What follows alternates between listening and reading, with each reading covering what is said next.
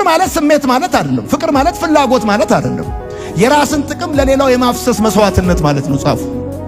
ፍቅር ማለት አይ ላቭ ዩ ሶ ማች ብለህ ልብ ቅርጽ ሰርታ በጦር ወቅተህ በቃ ሰውየውን እንደ ታጠበ ልብስ መጭመቅ ማለት አለ። ተጠምጥመህበት መሳም ማለት አለ። ፍቅር ማለት የራስን ጥቅም ለሌሎች የማፍሰስ መስዋዕትነት ነው። ፍቅር ማለት ሰዎችን ካንተ በላይ የማኖር ኃላፊነት ነው።